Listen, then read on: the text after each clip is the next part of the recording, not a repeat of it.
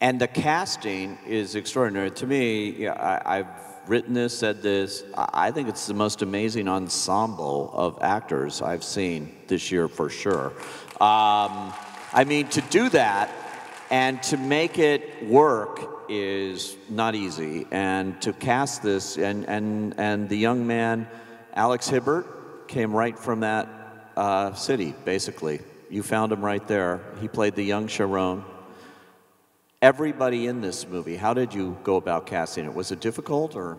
It was difficult, but it wasn't difficult in the sense that there were 20 hoops everybody had to jump through. It was difficult, and we were trying to find this presence, this thing that it wasn't arithmetic. It was more like painting, I guess. And you sort of know it when the stroke is proper, or when it feels correct. And so we just saw a lot of young men. And I knew that the kid who plays Little was going to be local to Miami. I wanted the voice of the city to be a big part of the piece. So we cast Ashton Sanders first, who plays the teenage Sharon. Then Trevante Rhodes came in and completely redefined what I thought that character looked like, what that character was capable of as a physical embodiment. You know, we didn't see 80 muscle-bound men. You know, a muscle-bound man just happened to walk in, and he was extremely vulnerable, extremely sensitive. And I felt like if I knew where the character had to end up, I would know where he had to begin. And so we went back and found Alex Hibbert. You know, there's a mixture of actors and non-actors in the film. One of my favorite filmmakers in film school was Lynn Ramsey, who made these films Ratcatcher, Morven and Caller. She often mixed actors and non-actors.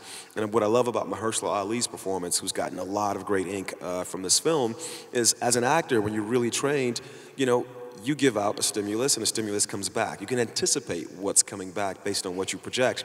With a non-actor, you can't rely on any of those tricks. And some people go with the flow and some people don't. And Mahershala just went with the flow. I think he learned as much from Alex Hibbert as Alex Hibbert learned from him. It's amazing, too. Mahershala is in maybe the first 20 minutes of the movie and makes such an impact that you're wanting him to be in the rest of the movie, too, and he's not. Naomi's the only one that's really in all three segments. Yeah, you know, the impact is exactly the right word. I wanted the film to be an immersive experience for the audience. You know, it's why sometimes the sound in that clip goes from mono in the center channel to 5.1 when the door swings open. You know, it's why the sound sometimes swirls around the room. When Mahershala Ali leaves the film, I do want it to be an impact because at some point, kids like Sharon every day come home and some young black man who was in their life is just gone. And they don't know what happened to him. Where did he go? I wanted everyone in the audience to go, where did Mahershala Ali go? He was such a great guy, but he was also a drug dealer. That's a short shelf life. He got. And now you're feeling what it's like to come home and somebody's just not there.